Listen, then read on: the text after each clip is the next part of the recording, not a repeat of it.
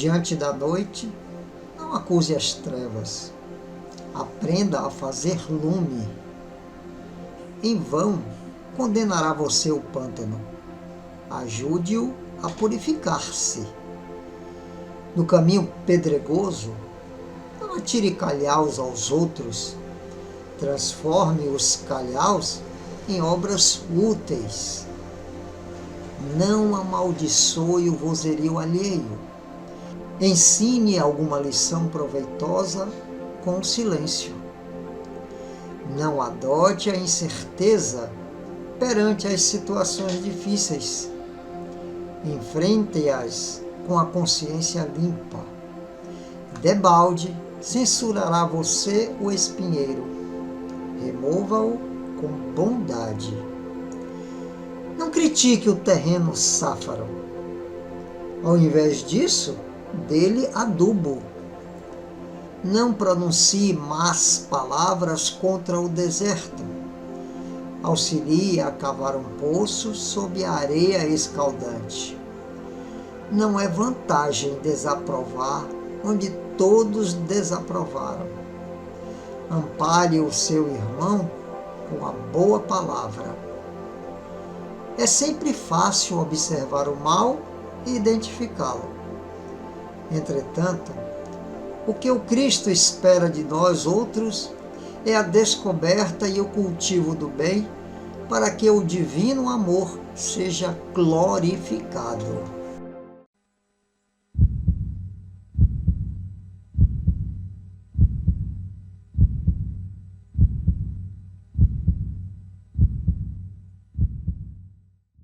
Aqui ninguém mais ficará depois do sol.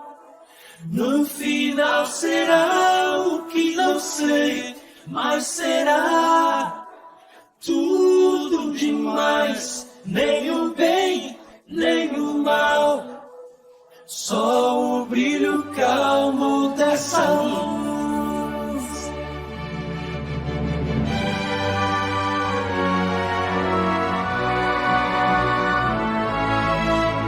Após 96 anos de uma vida muito profícua, encerrou sua passagem na Terra, na noite do dia 21 de outubro de 2019, um dos pioneiros e mais dedicados trabalhadores do Movimento Espírita Federativo da Bahia.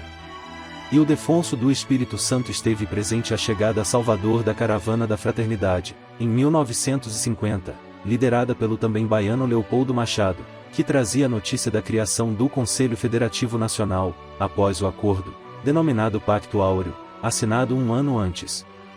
Nesse encontro, com sua participação, foi criada a União Social Espírita da Bahia, a USEB.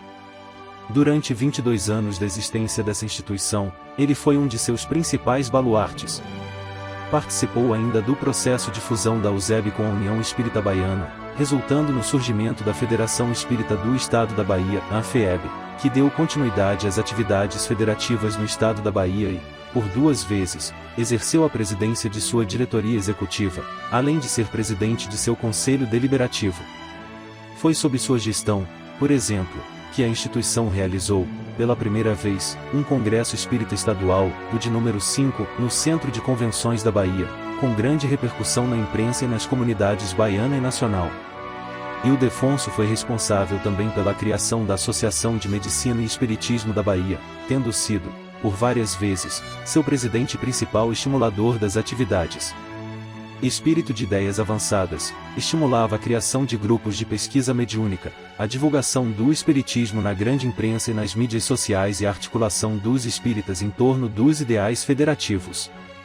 Gostava muito de viajar, tanto para confraternizar-se com espíritas de outras localidades quanto para identificar novas formas de atuação e organização do movimento espírita. Deixou como legado escrito suas ideias no livro Repensando o Movimento Espírita no Brasil, no qual faz uma lúcida reflexão sobre o atual momento do movimento espírita brasileiro. Organizou ainda a publicação em imprensa espírita na Bahia, reunindo todos os boletins informativos publicados pela FEB. Exerceu a profissão de médico sanitarista, tendo sua atuação reconhecida pelos órgãos da classe médica. Dedicado à família, atendeu-a em todas as suas necessidades, como um típico homem de bem. Para ele, a gratidão da família espírita baiana, pelo exemplo e pelas ações realizadas.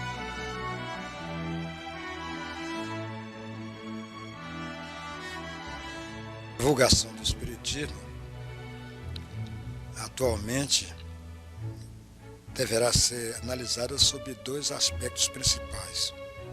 Um é a qualidade dos periódicos. A gente sente que com a evolução tecnológica, a evolução da técnica gráfica e com a informatização das coisas, a gente vê que melhorou sensivelmente a qualidade dos periódicos. Temos novos boletins, os jornais têm melhorado, então há, de modo geral, melhoria da qualidade gráfica, mas o conteúdo não mudou muito.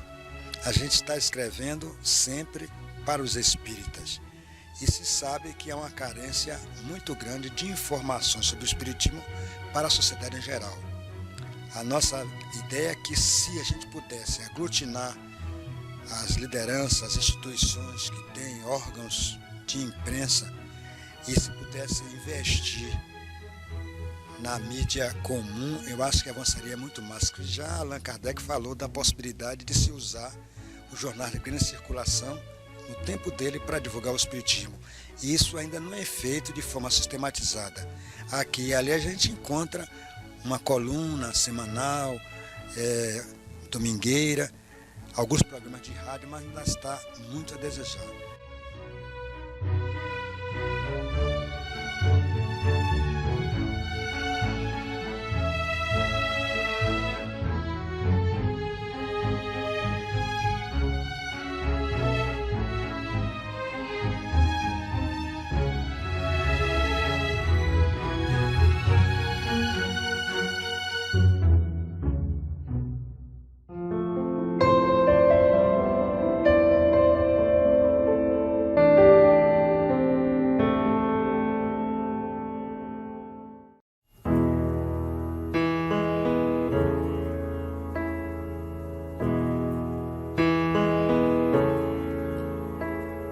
Mérito é tudo dos santos, o erro e o pecado são meus.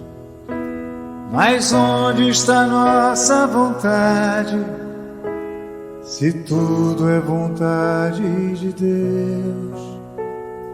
Apenas não sei ler direito a lógica da criação. O que vem depois do infinito e antes da tal explosão?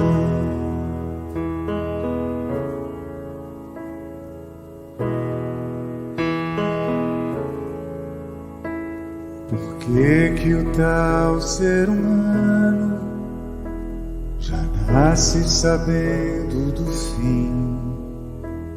E a morte transforma em engano as flores do seu jardim. Por que Deus cria um filho que morre antes do pai? E não pega em seu braço amoroso o corpo daquele que cai.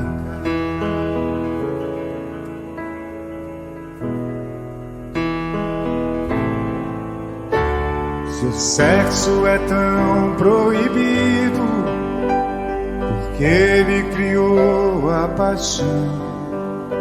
Se é ele que cria o destino, eu não entendi a equação. Se Deus criou o desejo, por que é pecado o prazer? Nos pôs 1000 palavras na boca, mas que é proibido dizer.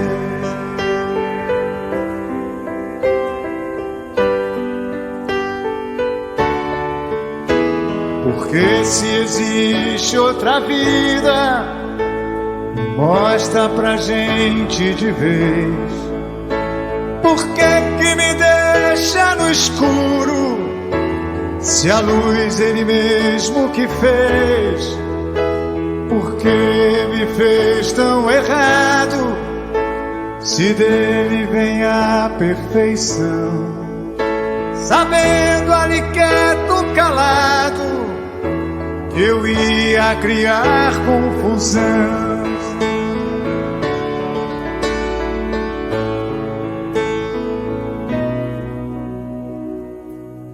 E a mim que sou tão descuidado, não resta mais nada a fazer, apenas dizer que não entendo. Meu Deus, como eu amo você.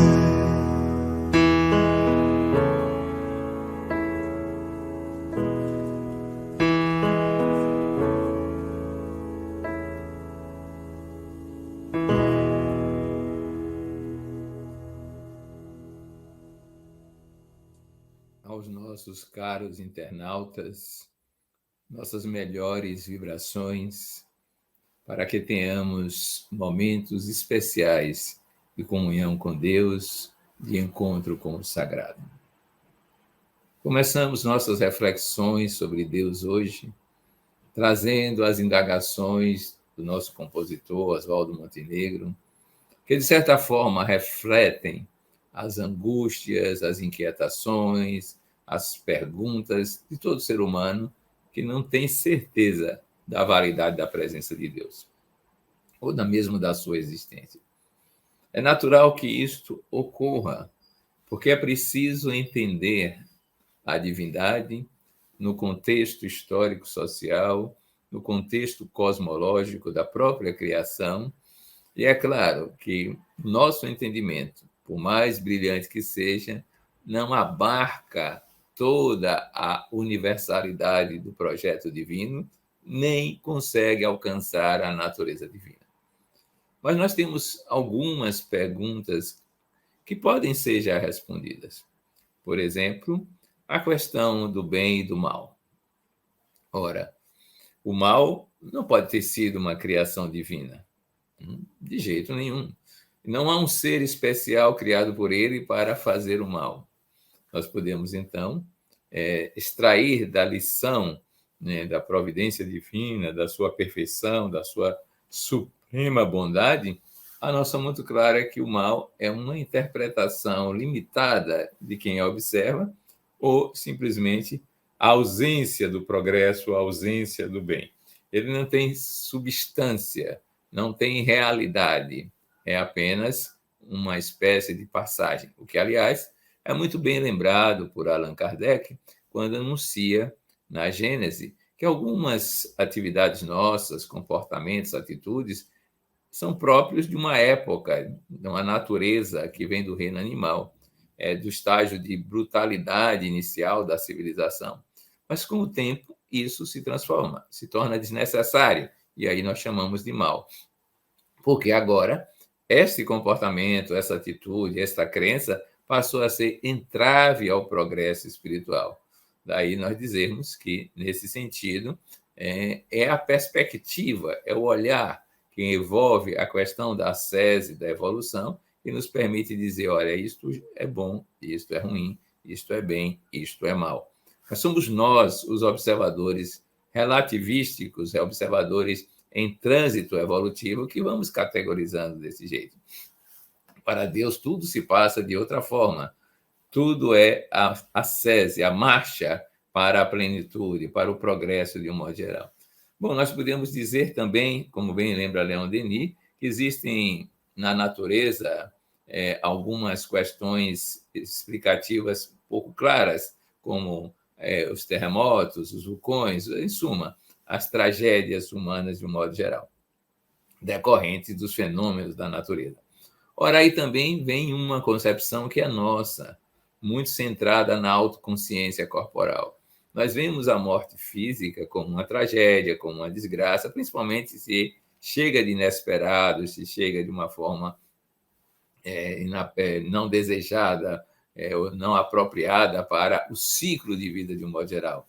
O filho que morre antes do pai, como bem lembra o compositor da música anterior, isso pode ser chocante para nós. Acontece, porém, que nós não nos percebemos como seres espirituais, que é o que nós somos, e que esse fluir da vida física é algo que acontece na base da transformação e das perdas e ganhos. É só olhar o nosso corpo. Ele próprio, em 7 anos de existência, desaparece com todas as moléculas, os átomos que existiam anteriormente. Transformamos puro. A todo tempo, as hemácias estão desaparecendo e sendo construídas, a epiderme da mesma forma, as mucosas estão sendo transformadas, a morte e renascimento continuamente. Quando ela se dá num organismo mais complexo, isso chama atenção, porque a consciência, insisto, ainda não é de natureza espiritual. É uma questão de perspectiva. Por outro lado, nós podemos olhar uma série de questionamentos. Por que Deus não nos fez perfeitos se ele era a perfeição? Uma das perguntas do cancioneiro popular. Simplesmente nós somos perfectíveis. Nós somos potencialmente perfeitos. O nosso trabalho é transformar a essência em existência completamente manifestada naquilo que é a natureza intrínseca do ser, natureza divina, natureza amorosa. Esse é o nosso trabalho. E nisso nós temos algo chamado livre-arbítrio. Numa fase da vida, evolutiva, é claro, nós temos essa oportunidade de escolher alternativas de crescimento ou de estagnação. Nós podemos usar uma outra linguagem, que não aquela maniqueísta de certo, errado, bem, mal, pecado, virtude. Nós podemos dizer que estamos em estágios evolutivos os mais variados. Por exemplo, o nosso egoísmo atual é fruto de uma grande conquista, que é o instinto de conservação. Nós construímos essa capacidade de autopreservação ao longo da série das faunas e floras que nós animamos, e agora tendemos a vivenciar esse tipo de experiência, só que no estágio humano, que tende agora a uma consciência muito mais avançada, abstrata, vinculada a grandes problemas metafísicos, viver apenas pelo prazer corporal, viver apenas pelo medo da morte, tentando se livrar dela, viver apenas por essas circunstâncias triviais da autoconservação, isto é o nosso, entre aspas, pecado. Isso é a nossa limitação, isto é o nosso entrave ao progresso espiritual. Então, nós já temos uma gama de respostas para essas questões que assolam a criatura humana no âmbito da sua vivência. Uma última questão, basta recordar que é aquela: por que Deus não mostra que tem outra vida para todos nós para convencer? Não é bem isso. A mostra está presente. O problema é olhar. Uns tapam os olhos quando as provas aparecem, as evidências aparecem. Outros fogem, não querem ver ainda. Isso atrapalharia a vida cotidiana. Uns poucos mergulham na consciência da própria imortalidade. Na verdade, não é Deus que não nos provê de provas. Somos nós que nos limitamos ainda, pelo estágio que nos encontramos, em termos de enxergar a nossa vivência de imortalidade, que nos levará à consciência de plenitude. Reflitamos sobre isso, sobre essa presença divina, e verificaremos que tudo é uma grande ordem, uma grande harmonia, um grande sistema de realização de plenitude.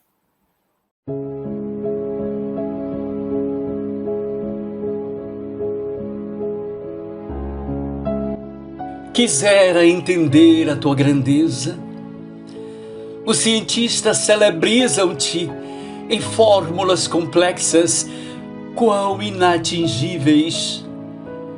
Filósofos discutem escolas que se antagonizam tentando definir-te.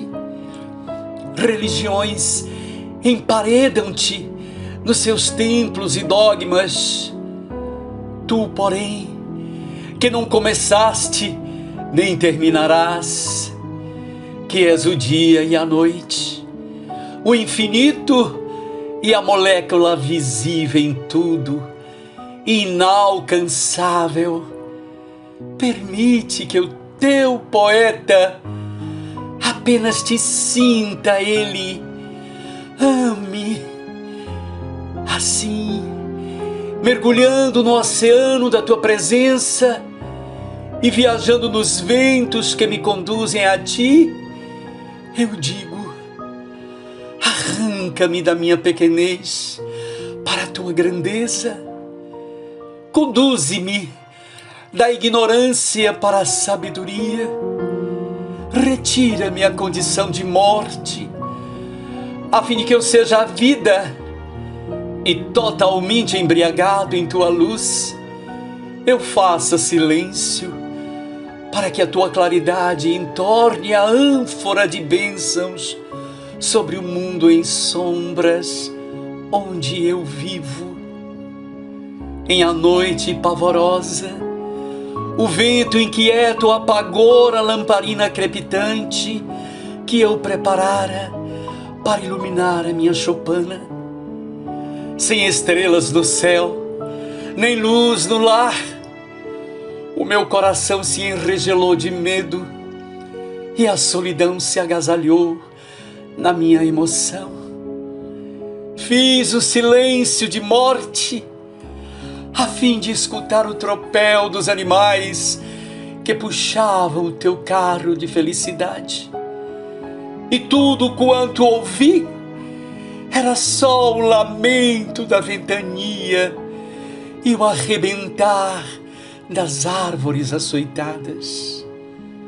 Passou a noite atroz e longa foi a minha vigília assustada. Por fim, quando me atrevi a abrir a porta para olhar a aldeia, encontrei delicado jasmim à sua entrada, anunciando-me que estiveste ali, vigilante, mas eu não te percebera, porque estava com a alma cheia de pavor e a mente vazia de esperança.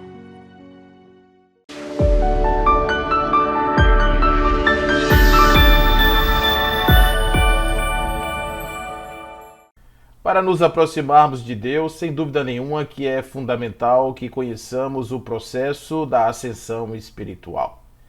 Esse que é o objetivo final de todo espírito, chegar à perfeição, conforme questão 132 de O Livro dos Espíritos, que nos aguarda a todos. Este final, ele tem um processo. Acontece de uma maneira tal que, à medida em que nós vamos evoluindo, vamos passando pelas experiências reencarnatórias, vamos adquirindo caracteres progressivos, cada vez mais próximos de uma completude espiritual das nossas potências atualizadas na medida do nosso conhecimento. Sem dúvida que a educação é fundamental para isso. A formação do caráter, a formação dos nossos traços, daquilo que nos caracteriza como seres inteligentes e, acima de tudo, como seres espirituais, vivendo as experiências humanas. A questão 73 do Livro dos Espíritos fala a respeito da questão do instinto e da inteligência e pergunta-se o seguinte às entidades venerandas: o instinto depende da inteligência? Ao que eles respondem: são os instintos uma inteligência sem raciocínio. De outra forma dizendo, os instintos estariam como sendo aquele automatismo, aquilo que está preso dentro de nós, guiando as nossas ações sem nenhum esforço. Para agirmos em conformidade com os instintos, nós não precisamos pensar, nós não precisamos fazer qualquer tipo de escolha, porque esta sim é a seleção natural do nosso agir, do nosso ser. Mas para chegar no instinto é preciso que a ação seja elaborada num outro processo, que passa por toda a cognição. Passa pelo nosso escolher volitivo, passa pela nossa seleção das ideias, daquilo que é certo, daquilo que não é certo, daquilo que é bom, daquilo que nos traz o bem, daquilo que pode realmente assegurar a nossa segurança, a nossa estabilidade existencial. E para isso existe uma outra camada, que é uma camada que pensa, que raciocina, que escolhe, mas com muito trabalho e com muito labor. Essa camada, ela estaria sendo guiada por uma outra que estaria acima dela, no sentido dos objetivos, que é aquela onde existem os nossos maiores ideais. Aquilo que nos aguarda o futuro, aquilo que de certa forma diz, olha, por aqui, esse é o caminho certo. É dessa maneira que estabelece-se uma nova cartografia da nossa consciência ou do nosso processo consciencial. Essa pelo menos é a ideia de o espírito André Luiz no livro No Mundo Maior, quando o seu benfeitor Calderaro, o seu instrutor, lhe traz a explicação a respeito do castelo mental, a respeito da estrutura da consciência em 3 andares. Esses 3 andares seriam, portanto, o subconsciente, o consciente e o superconsciente. No subconsciente estão aquelas aquisições da consciência que já foram consolidadas, aqueles hábitos que já se transformaram na segunda natureza do ser, aquelas questões que foram enfrentadas no passado desde os outros reinos, porque não somente na humanidade, mas também em outras instâncias da existência do ser, houve aquisições importantes. Quando estávamos lá nos reinos mineral, vegetal, animal, nós estávamos aprendendo de alguma forma, enquanto seres com a pseudoconsciência, com os rudimentos da consciência, nós estávamos adquirindo aquilo que seria depois os nossos hábitos que garantiriam a nossa sobrevivência. No subconsciente, portanto, o passado, como vai nos dizer Calderaro, vai ser representação daquilo que já foi consolidado dentro de nós. Da mesma maneira, o nosso querido Pietro Baldi vai dizer do subconsciente, dizendo que é zona de instinto, das qualidades inatas, das qualidades adquiridas. É o caminho que foi seguido na construção de nós mesmos. Nós seguimos este caminho na medida em que fomos aprendendo ao longo da estrada. O consciente, por sua vez, que representa o presente, representa as nossas ações cotidianas, é o domínio das conquistas atuais, conforme diz o Calderaro, e compreende uma fase ativa, conforme vai nos dizer Pietro Baldi na grande síntese. A única que sentimos e conhecemos é o trabalho da evolução. O superconsciente, portanto, seria o futuro, esse grande vir a ser evolutivo do espírito, as expectativas, o preparar-se para o amanhã, conforme diz Pietro Baldi, e a meta a ser alcançada do futuro, conforme também nos diz Calderaro. É esse lugar do futuro, é esse telos, portanto precisamos chegar nesse lugar, alcançar esse espaço da consciência para que possamos ouvir a sua voz, dizendo qual é o caminho a ser seguido, subconsciente passado, consciente o presente com todo o seu esforço e o vir a ser o futuro no superconsciente. Essas 3 estruturas estão agindo simultaneamente. As nossas conquistas consolidadas no subconsciente através do trabalho e da repetição constante, e o consciente se transformando em algo ou tendo como inspiração algo maior a partir desta voz que chega do futuro. Temos em nós, vai dizer Leon Denis, os instintos da limária mais ou menos comprimidos pelo trabalho longo e pelas provas das existências passadas, e temos também a crisálida do anjo, do ser radioso e puro que podemos vir a ser pela impulsão moral, pelas aspirações do coração e pelo sacrifício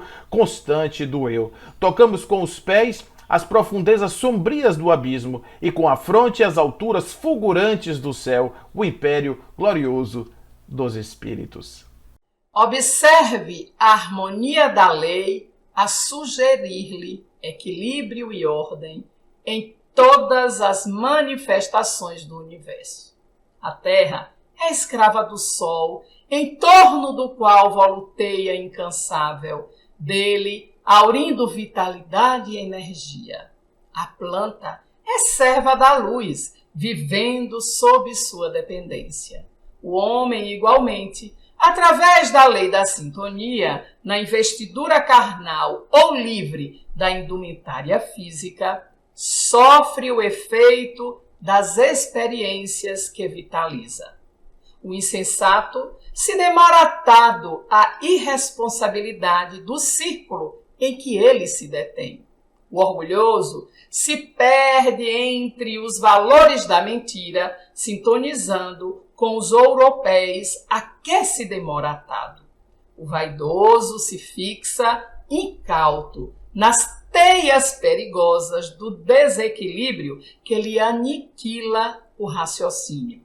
O criminoso, ele fica retido nas malhas da rede da delinquência, atormentando-se com sua mente inquieta. O possuidor, dominado pela posse, arrasta-se, ligando-se a elos da corrente com que subjuga os dependentes. O viciado de qualquer matiz permanece julgando-se e atado a prazeres animalizantes, perseguido por fantasmas cruéis da sua imaginação desvairada. Quem se afina com as organizações impiedosas do mal, de qualquer natureza, experimenta o demorado elo da própria leviandade. Quem se fascina com a visão das baixadas, contempla verme e lama, adaptando-se à sombra e ao pântano. A harmonia, ela nasce do equilíbrio que surge no trabalho ordeiro de construção do bem. Pense, medite, tenha cuidado.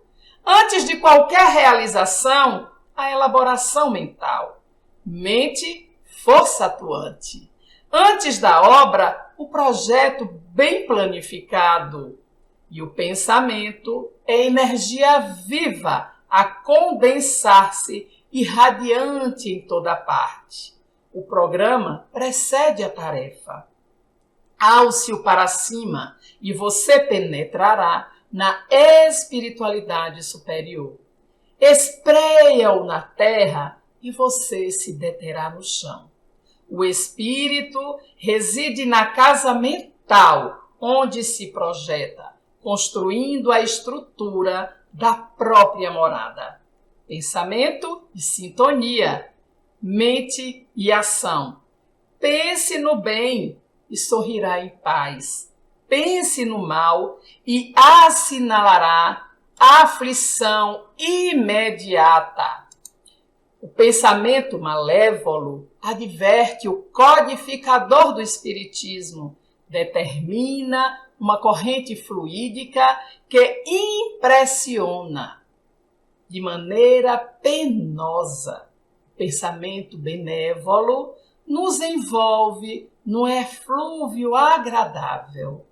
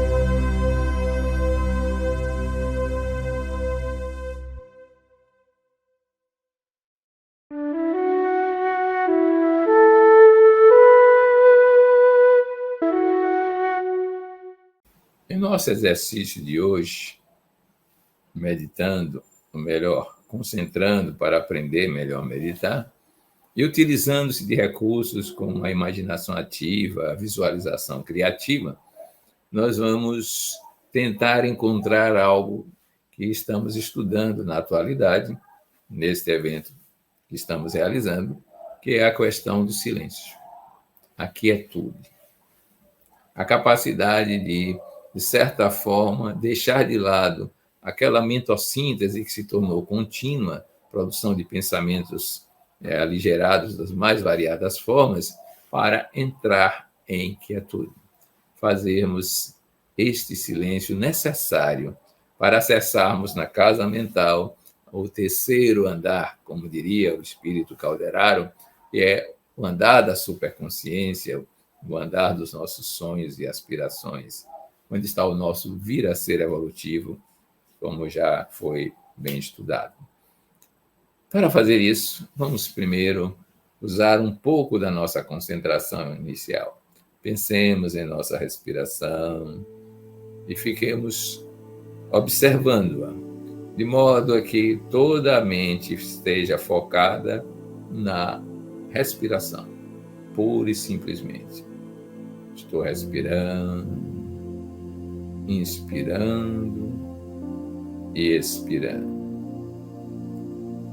Inspirando e expirando. Tranquilamente. Tranquilamente. Tranquilamente. Tranquilamente. Tranquilamente. Agora que alcançamos esse estágio de certa tranquilidade, vamos prestar atenção, em princípio, aos ruídos externos que estão acontecendo no cotidiano do nosso entorno. Começamos a observá-los, a percebê-los, né? Por isso mesmo, exercitamos essa concentração exterior.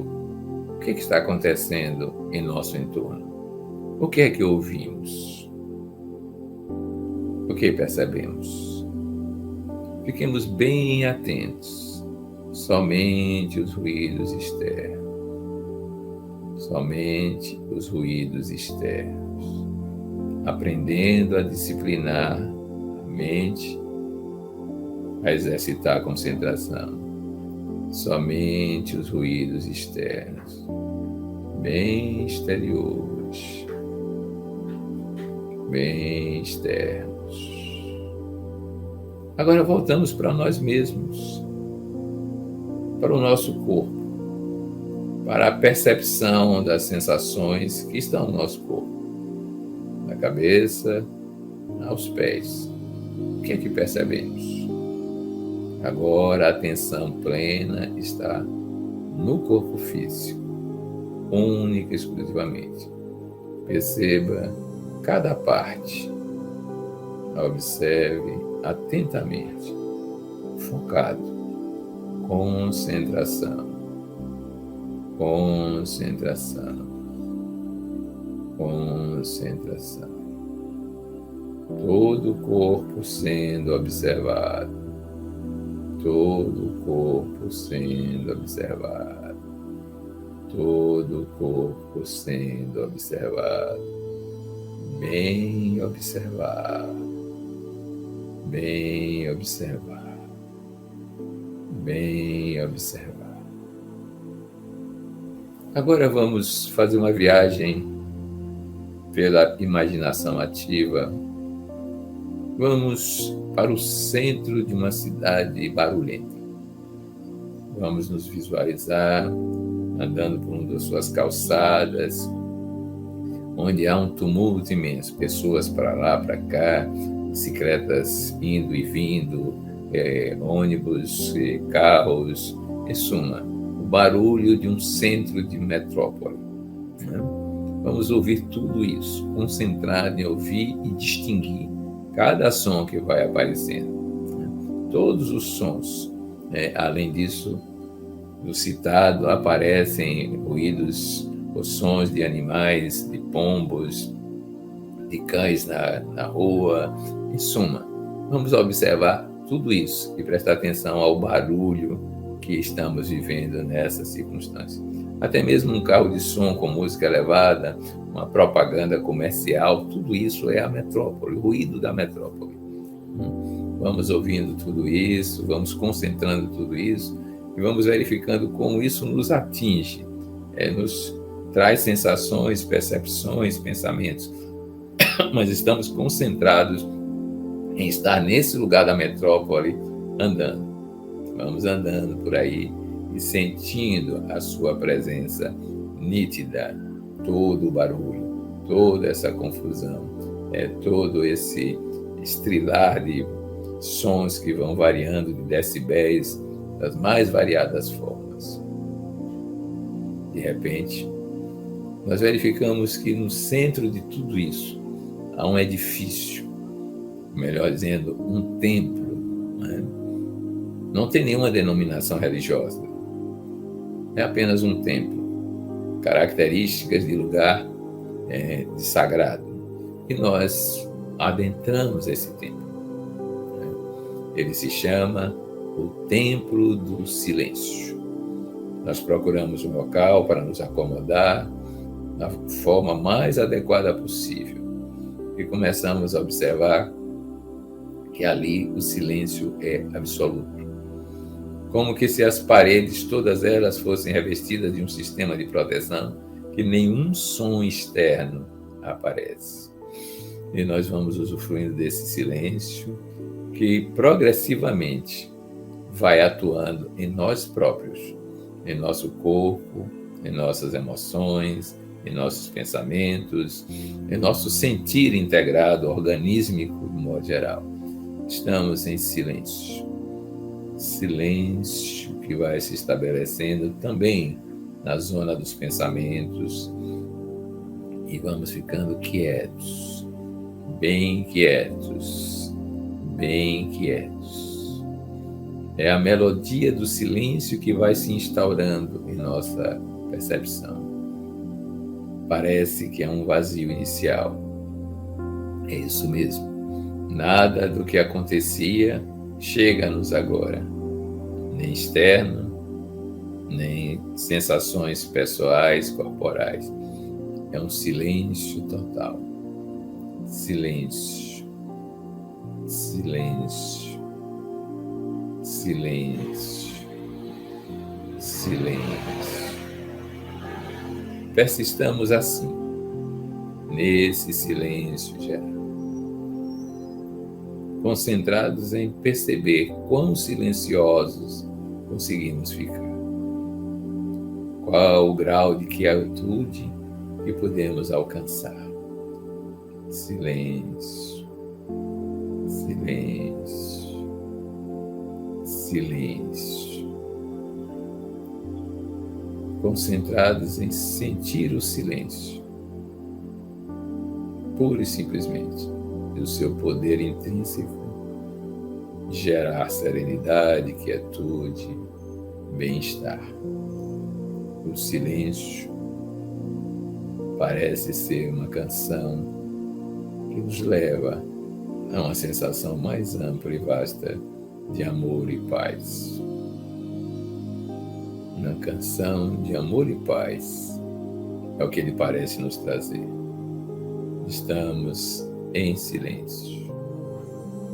O mais intenso silêncio já alcançado. Silêncio, silêncio, silêncio. Em silêncio vivemos esse momento.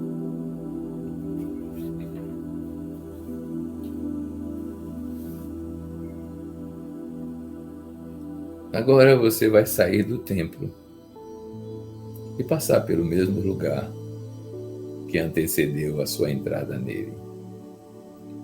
Veja, perceba, sinta a diferença. Agora que você está com a aura do silêncio lhe envolvendo e você vai atravessar toda a zona de barulho. Observe bem o que aconteceu com você.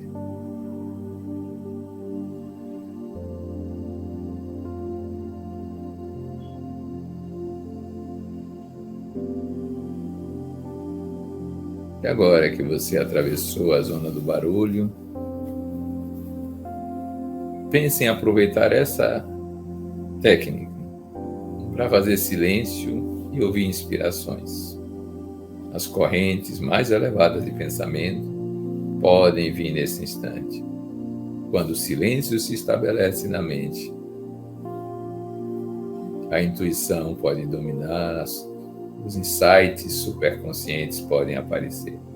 Lembre-se disso e retorne, então, às atividades que estamos realizando, bem concentrado, para perceber cada frase, seu significado, sua emoção, seu valor. Prossiga no programa.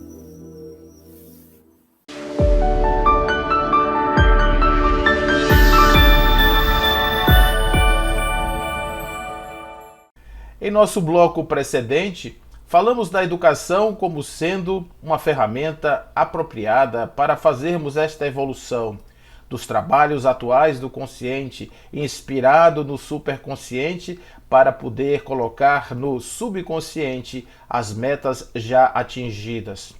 Mas essa educação, ela pode ser de diversas maneiras. Existem diversas formas de se educar uma pessoa. Existe a educação que forma, que coloca na forma e, portanto, às vezes aprisiona o indivíduo na forma que se destina. Existe a educação que informa, que apenas acumula conhecimento sem muitos desenvolvimentos. Existe a educação que deforma, que faz com que o indivíduo se coloque aquém das suas possibilidades. E existe a educação que transforma.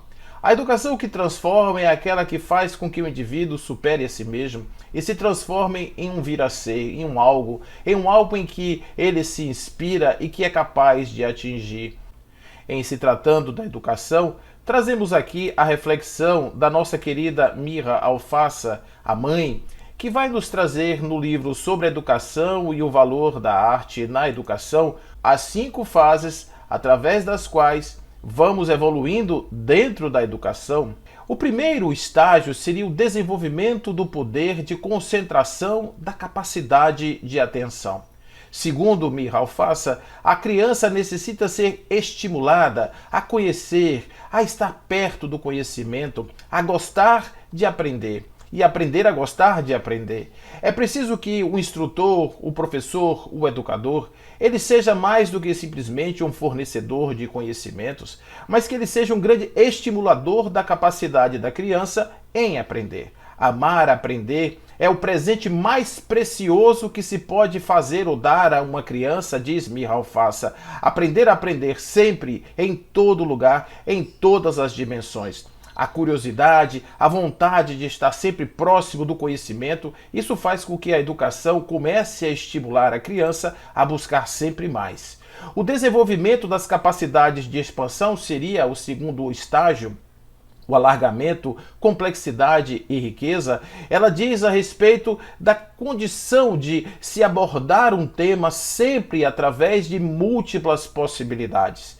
Às vezes é interessante focar, trazer opiniões diversas, opiniões outras, trazer muitas informações, buscar sempre a razão das coisas, a atração pela abordagem correta dos assuntos. Segundo ela, respostas inteligentes vão sempre trazer e aguçar a curiosidade da criança para poder saber mais, para poder estar sempre em busca do novo, dar o gosto pela boa leitura, diz a nossa querida amiga, a leitura instrutiva e atraente. Não se deve jamais temer aquilo que possa despertar e satisfazer a imaginação de uma criança, porque muitas vezes nós queremos enjaular a criança dentro de determinados princípios culturais e isso pode fazer com que a criança fique estiolada na sua capacidade de expandir, o conhecimento, considerar a diversidade de aproximação ao mesmo assunto,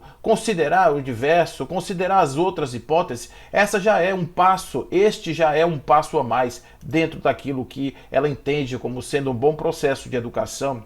Mas se essas ideias, essas informações, elas estão todas entrando neste campo mental e podem estar um tanto quanto desorganizadas, então ela diz organizar as ideias em torno de uma ideia central. É preciso ter o cuidado de eleger uma ideia central que será uma atratora dos demais conhecimentos que estarão sendo colocados dentro do campo mental da criança. Ajustar e ordenar as ideias em torno de um eixo estruturante seria, portanto, esse novo passo.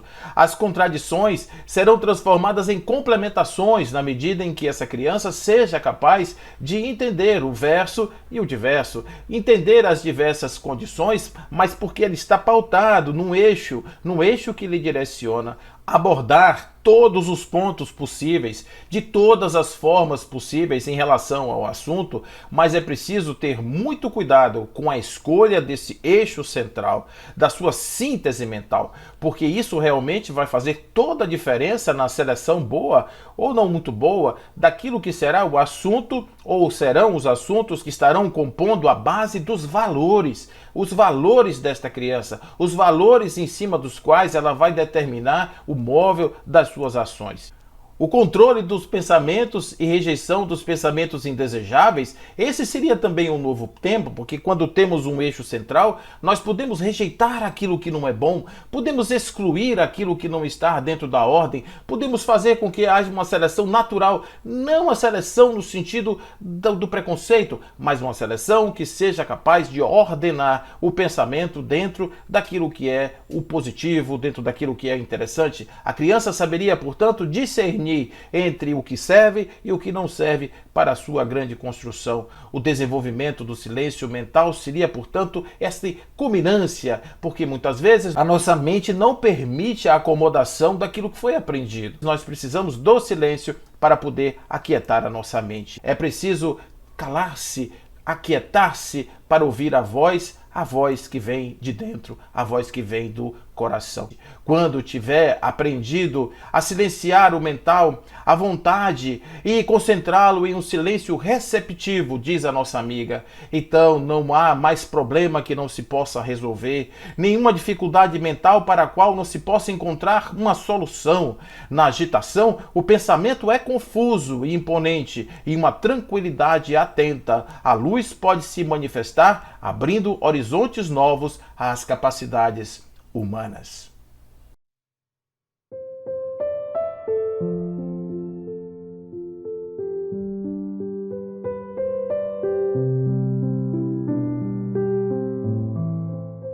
Envolto em eterno silêncio, jaz o que sei de ti, meu Deus.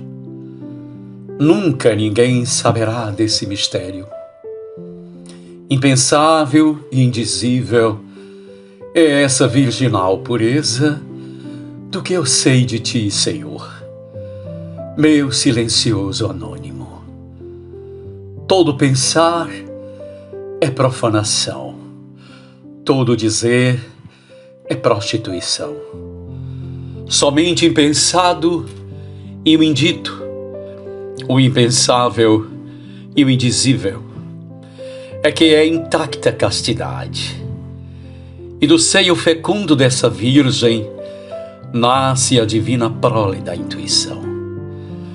A luxúria mental e verbal esterilizam as entranhas do meu ser. Entretanto, no meio deste mundo imundo, eu tenho de pensar o impensável. Tenho de dizer o indizível, para apontar o rumo a seguir aos que não conhecem ainda a fecunda virgindade do silêncio. Antes que desponte a noite estrelada do silente calar, deve o dia do pensar e falar encher de profanos ruídos os caminhos da vida imortal. Pensar e falar é repugnante. Para quem aprendeu a calar, calar dinamicamente em tua presença Ó Deus silente e anônimo, isto é suprema delícia, isto é beatitude infinita, banhar minha alma nesse pélago, sem praias nem fundo, sem princípio nem fim, para além de tempo e espaço, para além de tudo que possa ser analisado e vocalizado. Ó inefável poesia da verdade, quando me envolverá esse nirvana do teu eterno silêncio? Quando me afogarei nesse oceano da vida eterna? Quando convalescerei plenamente dessa doença crônica do pensar e falar? Quando lançarei de mim essas muletas e possuirei a vigorosa sanidade da silenciosa intuição da verdade? Desce sobre mim benignamente, como benéfico orvalho vespertino, ó noite estrelada do grande silêncio de Deus.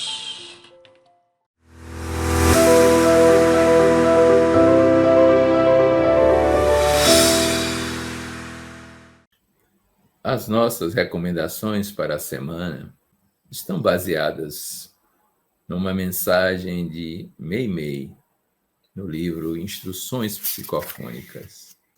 Trata-se da melodia do silêncio.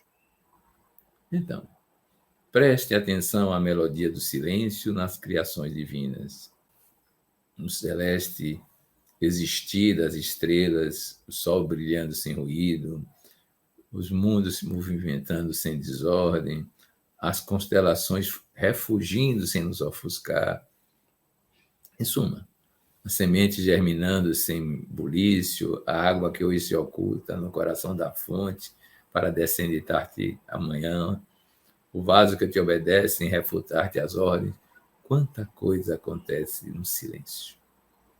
Então, faça silêncio durante a semana. Exercite a quietude para que você tenha uma conquista muito importante.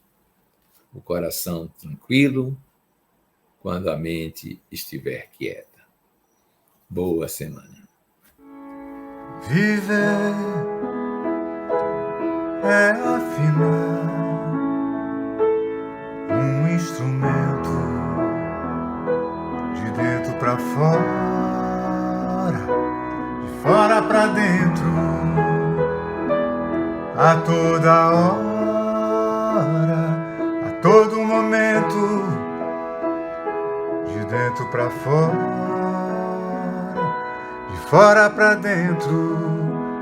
Tudo é uma questão de manter a mente quieta, a espinha ereta e um coração tranquilo. Tudo é uma questão de manter a mente quieta, a espinha ereta e o coração tranquilo.